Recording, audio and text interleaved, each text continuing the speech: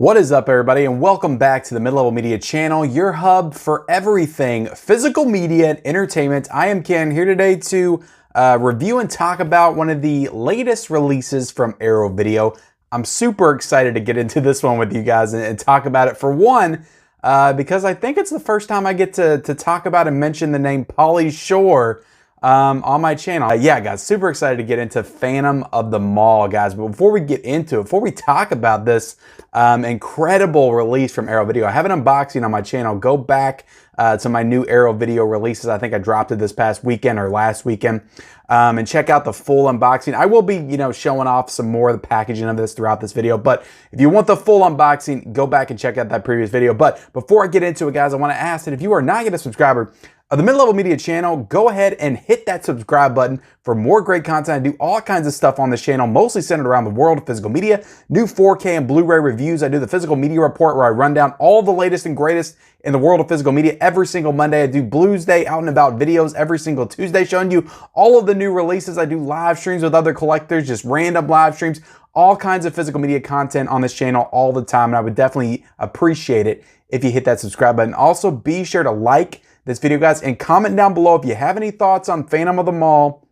If you got this amazing Arrow Video box set, definitely let me know in the comments below what you think of it. And also, if you didn't purchase this and you want to, based on my recommendation, I will be leaving the link for purchase in the description below. And right now, during the Arrow Criterion sale, I'm pretty sure Amazon has this for $25, which for this incredible box set is an absolute steal. So let's get into talking about this, guys. As you know, I like to talk about the movie first, just my thoughts on the film itself. Then we're gonna dive into how the transfer was, the special features, the audio, all that good stuff, the packaging. Like I said, I have an unboxing, but I'll show off the poster and stuff like that. Stuff I didn't get a chance to show off that in depth on that unboxing video. So Phantom of the Mall is a film from 1989. It is directed by Richard Friedman, who I'm not real familiar with. He did a film called Scared Stiff and also Doom Asylum. Haven't seen those movies, so again, I don't know how those are, but he's had a pretty mediocre career in film, I would say, since Phantom of the Mall. He did those before Phantom of the Mall.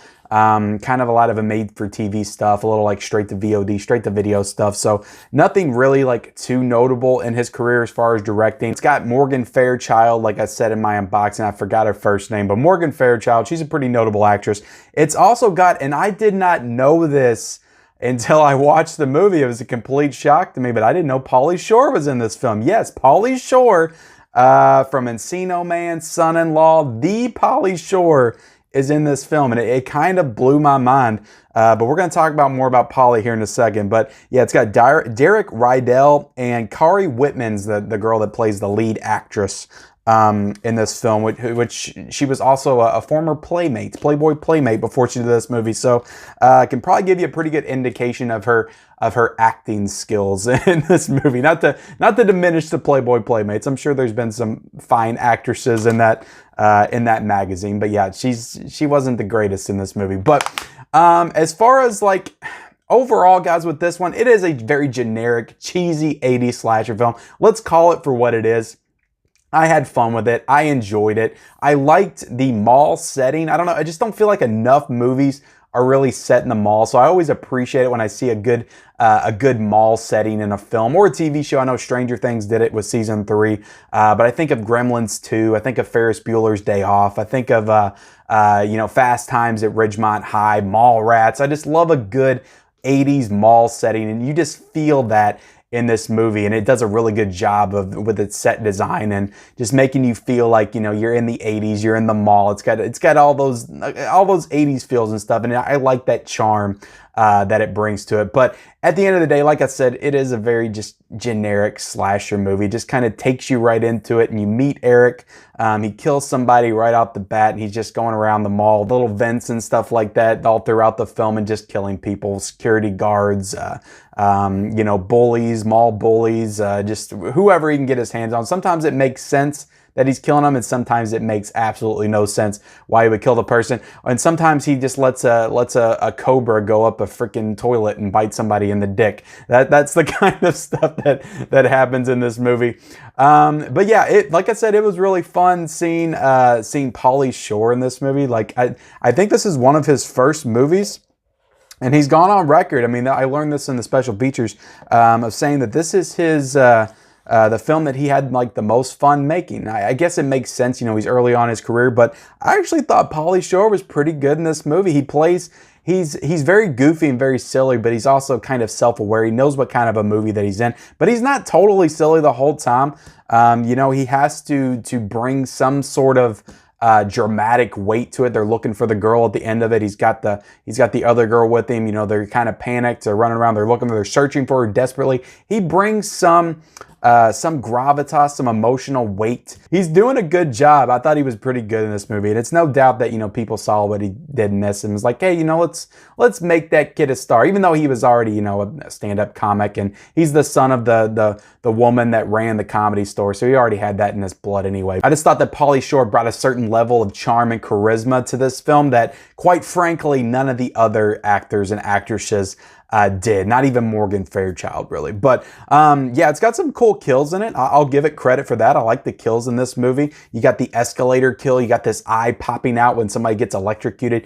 You got Morgan Fairchild herself. Again, spoiler alert, but it kind of spoils it on the back of this release right here where it says people to kill, but she flies out of this window, like this upper deck like balcony, and she gets impaled, and it's pretty freaking awesome. So I did like that kill. Again, it's got some good kills. It's got a high kill count. I think it's probably got like 6 or 7 kills in this movie, so I appreciated it for that. The stunts and production value, like there's explosions and stuff like that. It just feels like they went all out in this movie, and it doesn't feel cheap. It doesn't feel like it's low budget or anything. Like it feels like a full-fledged movie. Like there's nothing cheap about it other than performances and maybe the storyline. So anyway, those are my likes. Now getting into my dislikes, let's go right off the top here. The title to this movie is really stupid. It's really stupid.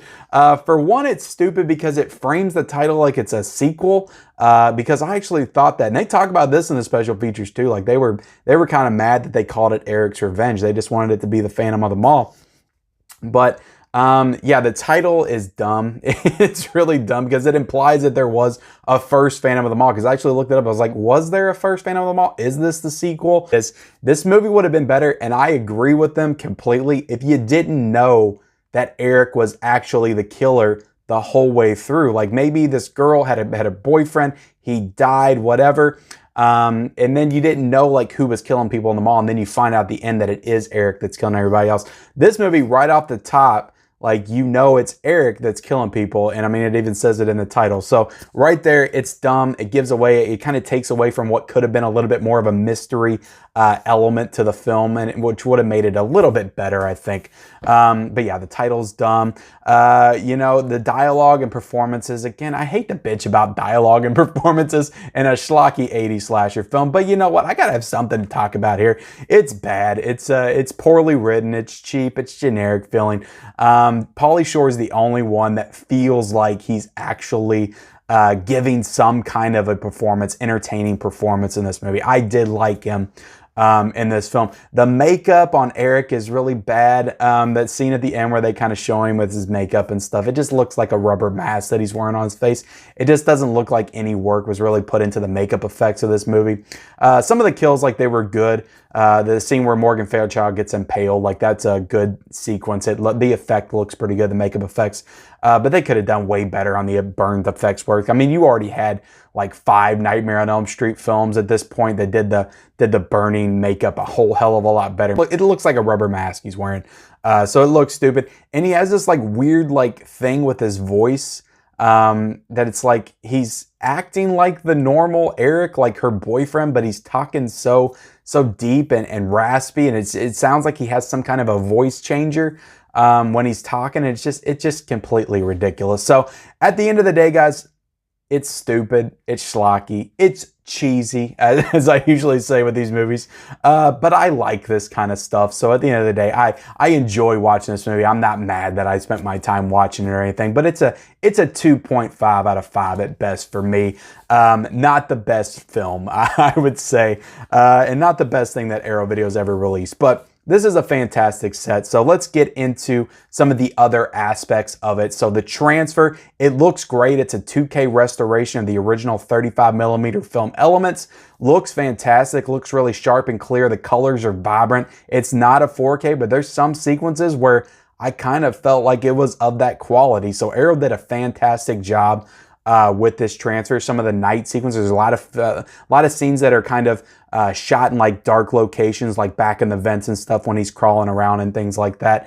All that looks really good. There's a real consistent level of grain throughout this, which I think it looks really well. They balance it out pretty well, and the contrast levels are really good. It looks really good. It looks really crisp. The facial details are really good. So I thought that they did a hell of a job with the 2K restoration for this one. Now, getting into the audio, you do have the original uncompressed audio, no Dolby Atmos or anything like that, but just a really nice, clean, clear audio presentation with this one. So as far as the packaging, guys, I think that this is top-notch packaging. I love when Arrow Video does these box set releases. They're just so freaking nice. They feel so great when you're holding them in your hand. And I'll kind of go into, again, I've done an unboxing on the channel, but I'll show you the case work right there. I'll do the reversible cover arts.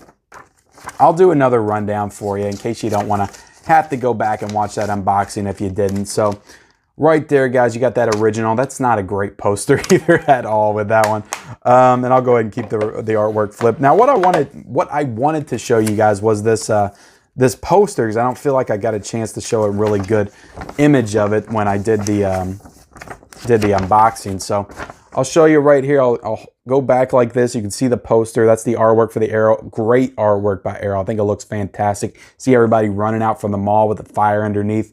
And yeah, that's just great artwork. I wish he looked like that in the actual movie, to be honest. But no, he looked like this.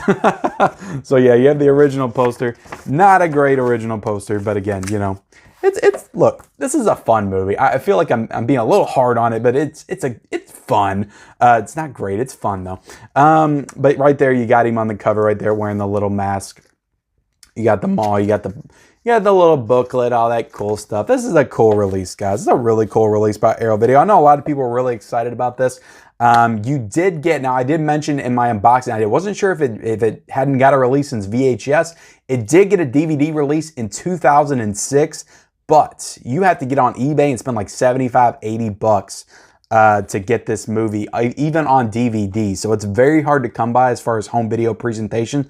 So again, I just appreciate that Arrow Video is doing this kind of work, that they're bringing back these older, not necessarily classic, but just like cult films from the 80s that I had never heard of. A lot of people probably hadn't heard of, but now it's brought back and more people are going to get to discover and experience this long lost, I guess you could say hidden gem, because of Arrow Video and the work that they did in restoring it. So I appreciate that from Arrow Video. I just wanted to say that. So getting into the special features, guys, another thing with this, you get 3 cuts of this film in this set, which is, you know, I haven't seen 3 cuts come from an Arrow Video release since I think Waterworld, because Legend only had 2 cuts, I think. So you get the TV cut on this one, and it's presented in 1:33:1 aspect ratio, so kind of the square box presentation, the TV presentation.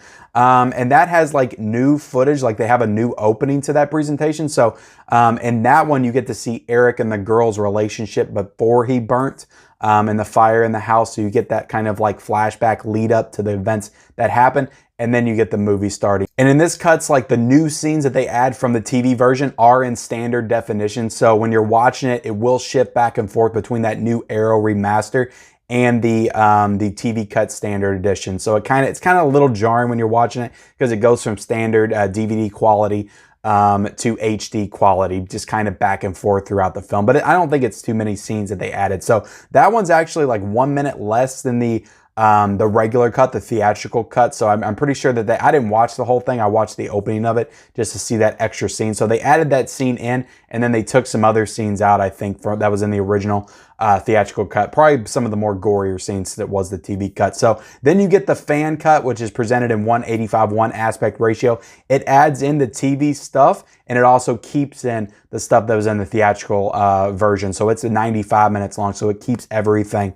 in that one cut. But again, it switches back and forth between the standard in the HD. There's also a new 42-minute documentary on the making of this movie. So I thought that this was a fantastic documentary. It starts with like the writers and their troubles. Apparently there was a lot of trouble with them getting kicked out of the creative team involved in bringing this to the screen. So they brought in new writers after they came up with the story idea, and the new writers kind of changed some things. And then when it got in the director's hands, he changed some things. The studio changed some things. And then by the time it got to the end, the original writers were very unhappy with how this film turned out. They did not mean it to be this schlocky 80s slasher film. They wanted a little bit more emotional weight to this story. They meant it to be 100% totally serious. You know, this girl that lost her boyfriend in a fire, he comes back to haunt her in this mall. Like, they wanted it to be a little bit more serious in tone, I think. And then they got this 80s slasher, which, you know, take it for what it was. So they were very unhappy with that,